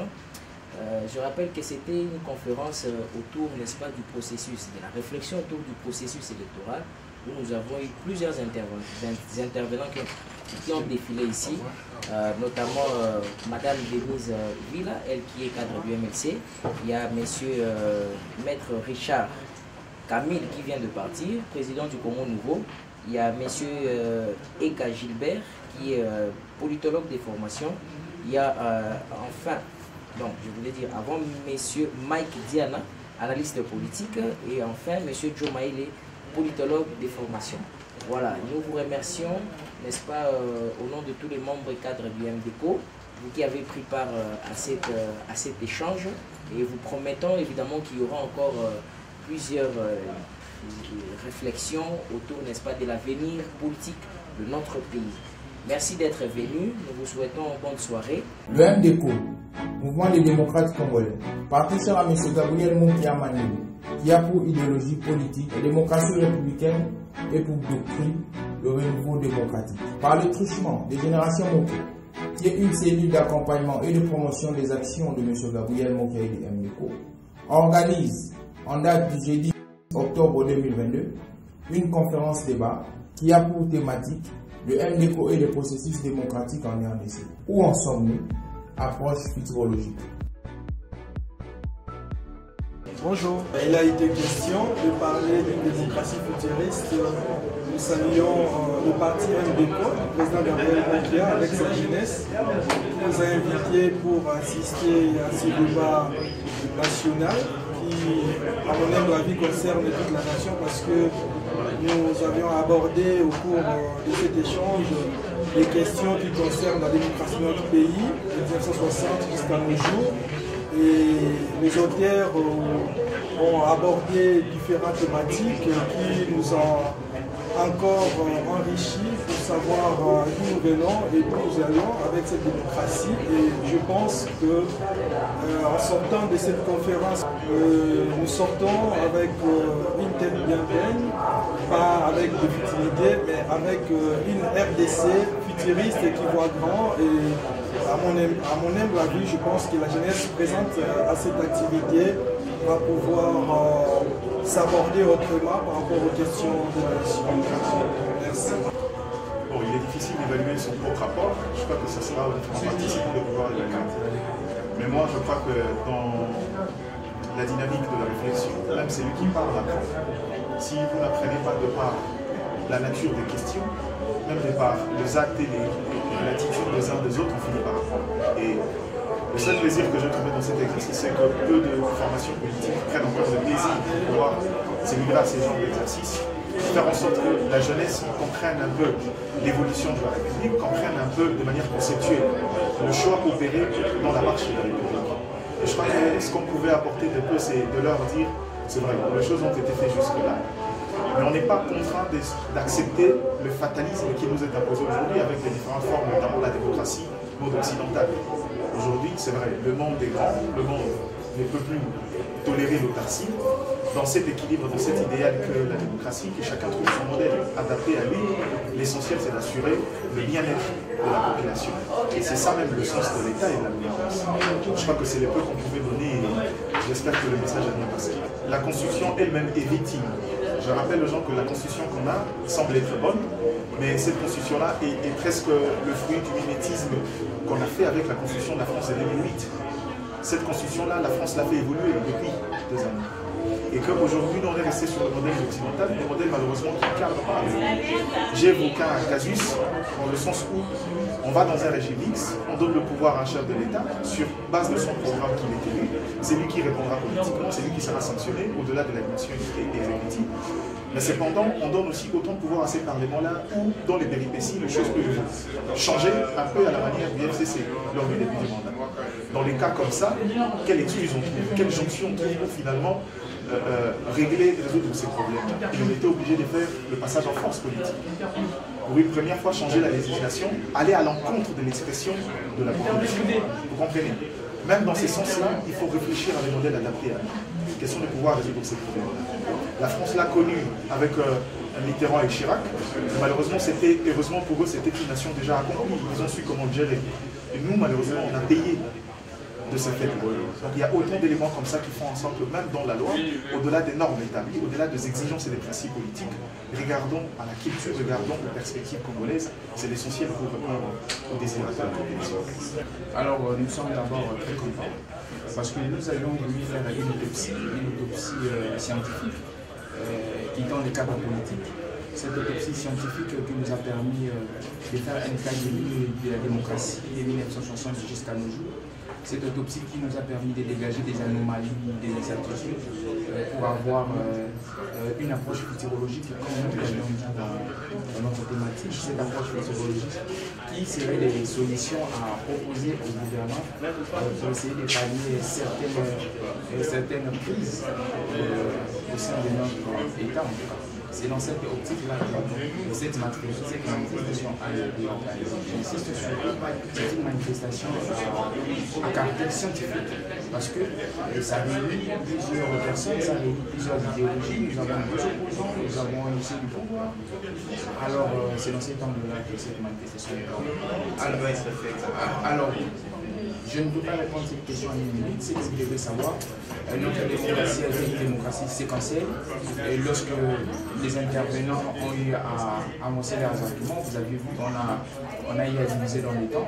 Et aujourd'hui, nous sommes dans une étape de mon approche médicale, où nous sommes en train petit à petit de pouvoir intérioriser ou pouvoir vivre les indicateurs de la démocratie. Alors ces indicateurs-là doivent être accompagnés avec les décisions des différentes autorités. Alors, il faudrait aussi savoir que la démocratie c'est un concept importé. Nous sommes une société africaine, donc il y a aussi cette incompatibilité, je veux dire, sociologique. Alors, vu que nous sommes dans le type d'État moderne, nous sommes en train de faire avec, et petit à petit, nous pourrons gagner les paris à un modèle congolais. La démocratie à la congolaise. La France l'a fait, je l'ai dit tantôt, en éliminant l'effet que lorsque le gouvernement est nommé, qu'il puisse aller se présenter devant les parlements pour être investi. Nous aussi, scientifiques politiques, nous pouvons se réunir comme l'a fait l'MDECO aujourd'hui pour que nous puissions réfléchir sur ce qui concerne notre pays. Merci. Je vous en prie. Merci beaucoup. Je tiens premièrement à remercier le président Gabriel qui me suggère parce que c'est une très bonne initiative. Je tiens aussi à remercier la série de communication pour ces initiatives. Étant le président de la CPG du parti, vraiment je suis très content. Ces genres de choses doivent continuer à être faites continuellement. Alors sur ce, vraiment je suis très content de voir que nos amis nous ont démontré clairement que ce sont les Occidentaux qui détournent la démocratie à notre niveau. Ce sont eux, précisément, qui nous amènent néo-colonialistes. Alors, sur ce, nous, étant de jeunes Congolais, nous devons, comme la jeunesse est une pierre de lance pour le pays, même pour les partis politiques. Les jeunes Congolais doivent prendre conscience. Alors, sur ce, nous devons travailler pour notre pays. Lumumba était jeune. C'est grâce à Lumumba que ce pays est libéré. Alors, ce pays doit être libéré par la jeunesse congolaise. Nous ne devons pas se laisser faire. Nous devons travailler successivement pour la liberté de ces pays. C'est ça les Occidentaux qui bloquent ces pays. Ils savent bien que si les Congolais, jeunes Congolais, prennent conscience, les Congolais se prennent en charge eux-mêmes, tous ces Occidentaux n'auront rien à faire ici en Afrique. Ils savent bien que l'Afrique est la grande puissance du monde. Parce que dès le début, c'est l'Afrique qui colonisait tous ces pays-là. L'Afrique qui colonisait tous ces pays. Même, vous vous souvenez, en Égypte, les pharaons, là, sont les Africains. Aujourd'hui, les Israéliens, tous les pays-là. Alors, ils ont compris qu'il faut affaiblir les Africains. Pour affaiblir les Africains, il faut les diviser. Vous voyez que ces gens ont divisé les Africains. Ils ont créé des choses, des groupuscules là, non, voilà ces pays, ouais, les Rwandais, les Congolais sont vos ennemis. Alors, et derrière ça, c'est des intérêts mesquins. Ces intérêts-là, c'est pour juste nuire aux populations africaines et nuire aux populations congolaises. Parce que ça, que si le Congo se développe aujourd'hui, c'est toute l'Afrique qui se développe. Merci beaucoup. Le message que je veux lancer aux jeunes africains, mes chers jeunes africains, c'est vous qui devez libérer notre continent. Ne nous laissons pas manipuler par la politique des Occidentaux, des politiques occultes. Pour eux, il faut diviser pour mieux régner. Alors nous devons s'unir. Nous devons nous unir. Comme Patrice Emery nous m'avait dit, si les Africains sont unis, personne ne peut le faire. Si nous sommes unis, nous allons développer notre pays. Ces gens-là ne sont pas plus intelligents que nous. Ils ne sont même pas plus sages que nous. Les Africains sont déjà plus sages. Alors, prenons conscience. Prenons conscience, travaillons pour notre pays. Vous verrez qu'on sera dépendant des Occidentaux. Le MDECO, Mouvement des démocrates congolais, parti cher à M. Gabriel Munkia Manilou, qui a pour idéologie politique la démocratie républicaine et pour doctrine le renouveau démocratique. Par le truchement des générations Moko, qui est une cellule d'accompagnement et de promotion des actions de M. Gabriel Munkia et du MDECO, organise en date du jeudi octobre 2022 une conférence débat qui a pour thématique le MDECO et les processus démocratiques en RDC. Où en sommes-nous? Approche futurologique.